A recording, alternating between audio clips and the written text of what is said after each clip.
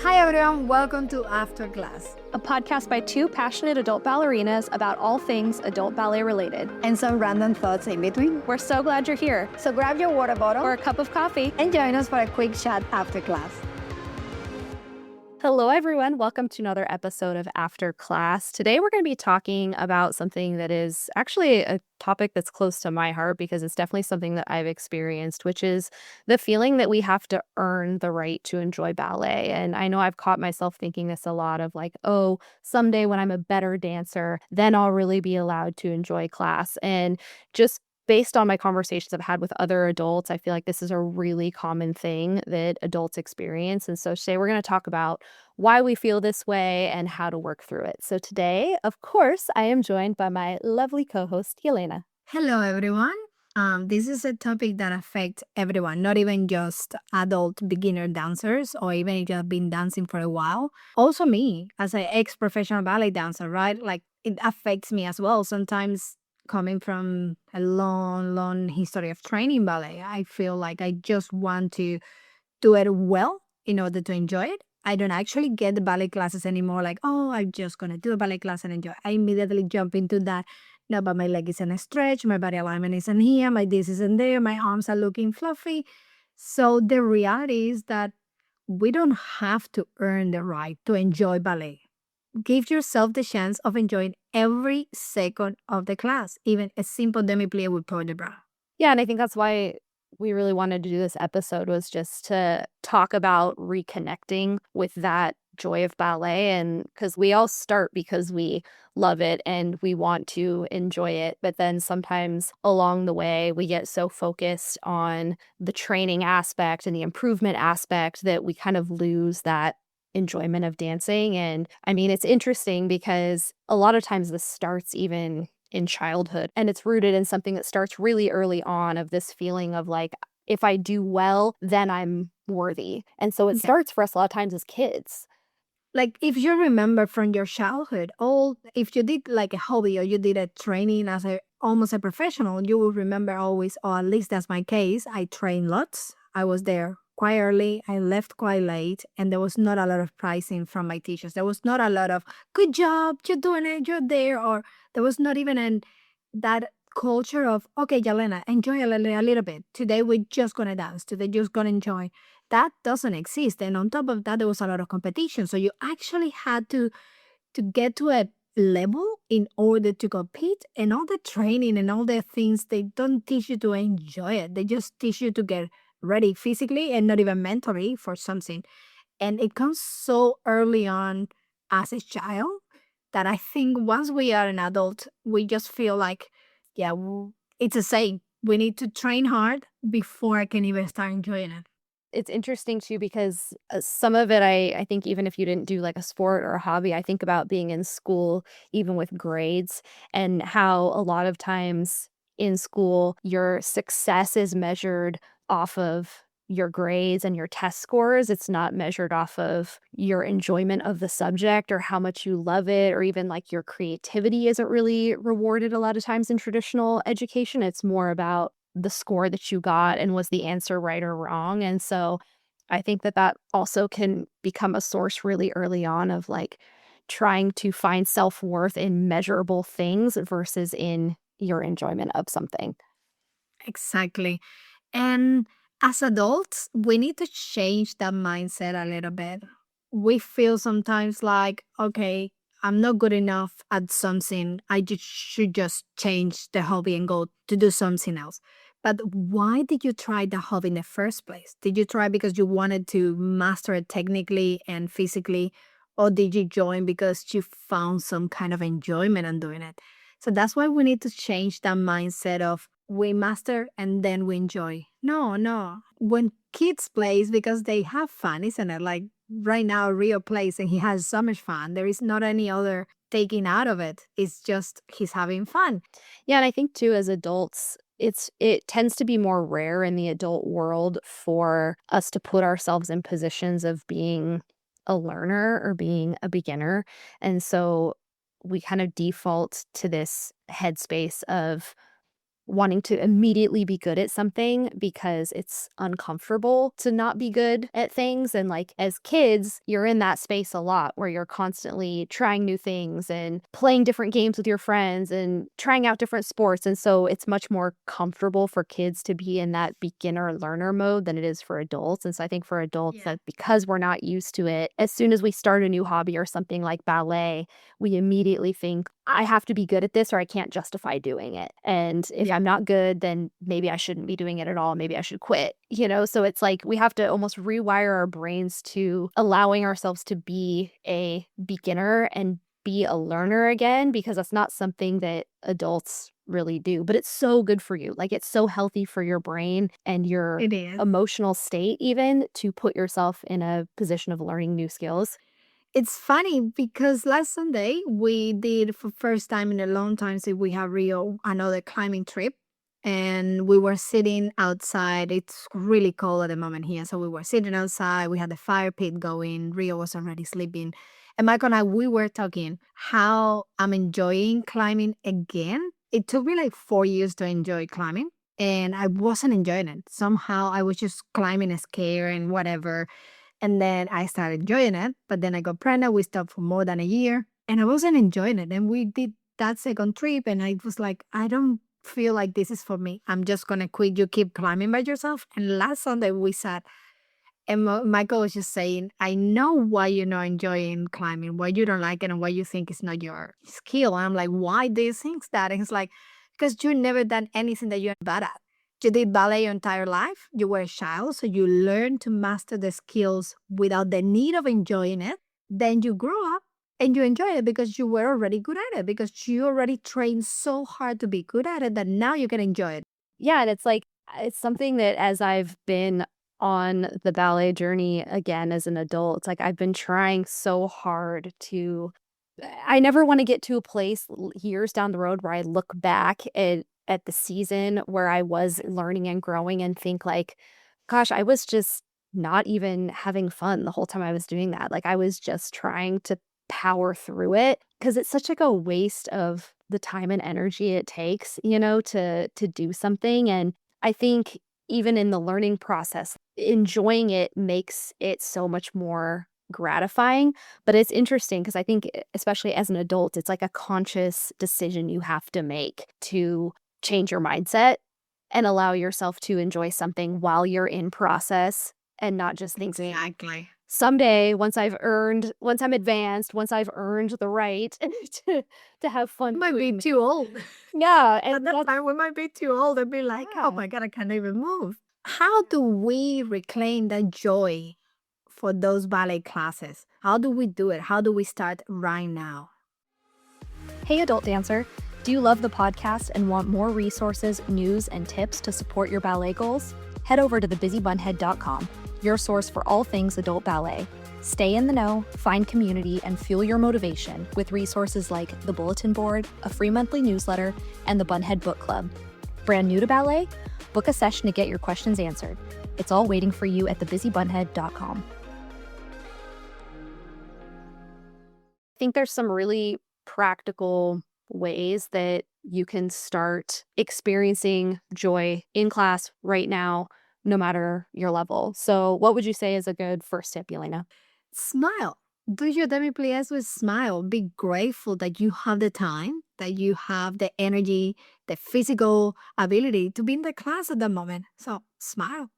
It's really amazing too, because there's actually research about how when you smile, it does actually boost your mood. So there's something real biologically that happens when you smile. It's funny that you mentioned to even just like smiling while you're doing simple exercises because I've actually been trying to do this in class. Just not, not like a big cheesy weirdo face, but just a soft smile to myself while I'm doing combinations at the bar because it really does make you feel differently while you're doing it. And I think it, at least for me, it brings me into the present moment in a different way of thinking about how glad I am to be in class and how grateful I am to be there versus thinking, "Oh my gosh, this is stressful. I'm not doing this quite right. I can't, my turnout's not good enough," or all these things that we can default to that are negative. It's really hard to go there when you're smiling to yourself. It is true. It does work. And I think that we need to take that good side of it and just turn it on and put a smile throughout the entire class. Even if it's hard, whatever is happening, just do it. A little smile and enjoy. And you will see how I think it definitely links to all the artistry and dancing through the entire class as well. Yeah. Sure. I think another great way to start experiencing joy in class is to be intentional about complimenting and encouraging other people around you because that really, I think, changes the atmosphere in class in general when you are shifting the vibe to positivity and telling the people around you, oh, even things like, I love your leotard, things that are just positive tend to have that ripple effect where it brings the feeling of the whole class up. I feel so lucky that the classroom setting that I'm in person is a very encouraging and welcoming space and everyone is very uplifting to each other and I really think for me it's helped me so much with allowing myself to enjoy ballet even on days where I'm tempted to get down on myself for not being as far along as I want or like, why can't I get my turns today? And I'm so frustrated. But it's like when you're in a class where the whole atmosphere feels positive, it really helps with that. And, sometimes maybe your studio's not there yet, but being part of creating that rather than wishing that things were different at your studio, being part of the change to make it that way is really powerful. That's true. Something on that topic as well would be how many times do we receive a compliment and we're like, oh, yeah, but let's say, okay, so more context. Hannah says to me, oh, Yelena, your period was really good. And rather than being like, oh, thank you. Yeah, I've been working so hard on it. Most of the times we reply by saying, oh, I know, but it isn't that good yet. Or I know, but I landed wrong. Or accept it. Accept that you did something good and you've been given a really nice feedback or a compliment. So accept it, enjoy it, and say, yes, I did it. And then move on, right? Or after you accept it, just go back and be like, oh, thank you very much. By the way, really nice leotard. And that goes a long way, right? Like Yeah. just be like, oh, no, but I should have done this or that. Like, which in my case, even if someone says to me, like, oh my God, your hair is so pretty today, I'll be like, oh, yeah, but I didn't even wash it or anything.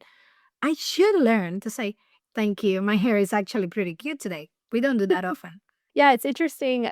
I heard something recently on social media about this that I thought was so spot on and fascinating, and it was just about that idea of being able to receive a compliment and how when you receive one and are thankful, you're also conveying to the person who's giving it that, like, they're also allowed to receive in that way and be grateful rather than doing the, like, deflecting thing, and I think it's such a girl thing especially, it's like we grow up feeling like we're not allowed to accept compliments because I don't know, because we don't wanna come across as arrogant or I don't know, it's like this weird Yeah. thing that we do, and I don't fully understand why, but part of receiving it gracefully and with gratitude is showing the other person that they can do the same. And on that note, something else that we can do to enjoy the class right now, to take that enjoyment with us, is to celebrate the attempts, right? Like, I did it. I didn't do the full period, but I did a quarter. I attempt to do it before I didn't even try. Now I'm trying. Now I'm willing to trial and error, right? That is another way that we can enjoy it. Because we know if we keep trying, we're going to turn way better and we're going to actually reach the level that we want or achieve what we want one day. Yeah. So important to celebrate when we try our best at something, not just when we do it perfectly and the outcome is exactly what we want it to be, because that's not going to happen a lot of the times. I mean, I think we all wish it would, but the reality is you can try your best at something and still not have it work out. But what was in your control was trying your best, and you did that. And so celebrating the part that was in your control and celebrating what was within your body's ability at this moment. Like, yeah, I can't do a grand jeté the way that a professional dancer can, but I can do it a little bit better than I did it yesterday. And that's worth celebrating. And that's worth experiencing enjoyment over and not just thinking, oh, I'm frustrated. Because I think that's another thing adults do is like we compare ourselves, especially because of social media, we compare ourselves to professional dancers, not to the dancer that we were a month ago or a year ago. And that's like a crazy thing to do when you really think about it, because as an adult who started training, whether you started training a few years ago or a few months ago, to compare yourself to someone who was probably training from the time they were 6, 7 years old, that we shouldn't even be in the same like realm of comparison, but we do that. But even myself now, I can't dream of comparing myself to what I used to be when I was younger.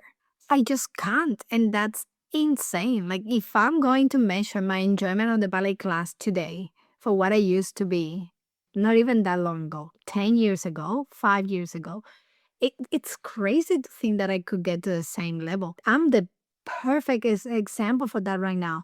Since I gave birth, I haven't been able to see myself in a leotard because I'm comparing myself with who I was before. So rather than getting into the ballet class, which I love, like as I was teaching the other day again, I went back to teaching. I forgot how much I love teaching. But I cannot get that enjoyment from my ballet class at the moment because I'm comparing myself to what I used to be. And that's not fair. You need to enjoy the moment right now. Enjoy what you're doing. Enjoy that you've been able to take the time to do the ballet class, that you've been able to do a badminton without hurting your ankle. Like at this age, we need to be able to enjoy that.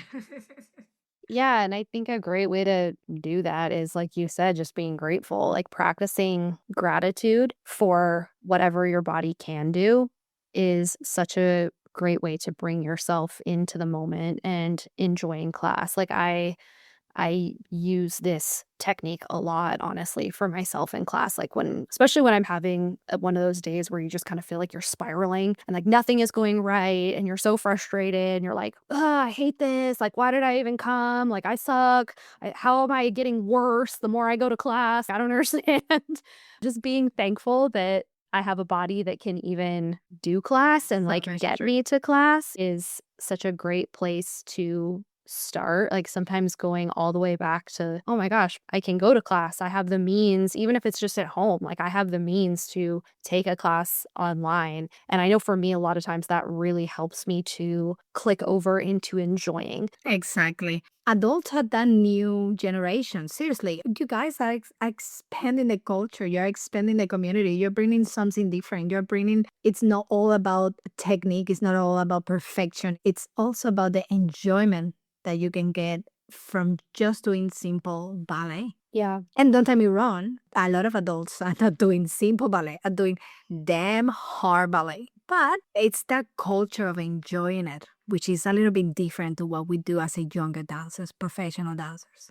And I think at the end of the day, like, the ballet world doesn't need more people with flawless technique. I mean, there's no shortage of 14-year-olds that are absolutely technically insane at what they do, but I think what ballet does need in order to continue to thrive into the future is it needs people who really love it and celebrate it and participate in it and champion the art form. And like that's something that adults can do no matter your level. I don't need to be a 14-year-old competing at YAGP to be moving the art form forward in a really positive direction. I think I even talked about this on the episode that I did with Candace, who was also at the Catherine Morgan intensive, and about how I actually in a lot of ways find what's happening in the adult space with beginners through advanced, all levels, but really with beginners. Like in a lot of ways, I find that a lot more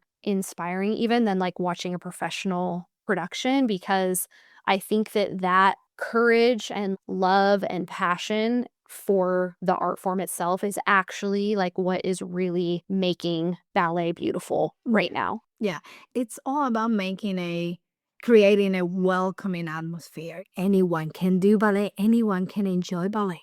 Also, too, on a more individual level, when you are allowing yourself to enjoy class, no matter what level you're at, even if you're fumbling through it, even when you mess up, you are helping to create a space where other people feel safe to learn and to show up as a beginner, as someone with imperfect technique, or someone who's not flexible, or someone who doesn't have great turnout. Like, they feel like they can still come and enjoy ballet by seeing other people who are doing that. So we really hope that you guys enjoyed this episode. Please feel free to message us on social media or send us an email. And if you enjoyed this episode and you got something out of it, if you would consider sharing it with a friend, we always appreciate that. And we will catch you on the next one. See ya! Thank you for listening to After Class. Join the community on YouTube and Instagram, or come dance with us, our weekly Zoom classes for adult ballerinas like you. Links included in the episode description. Special thank you to our sponsors. See you next time after class. Podcast produced by Mission Bridge Media.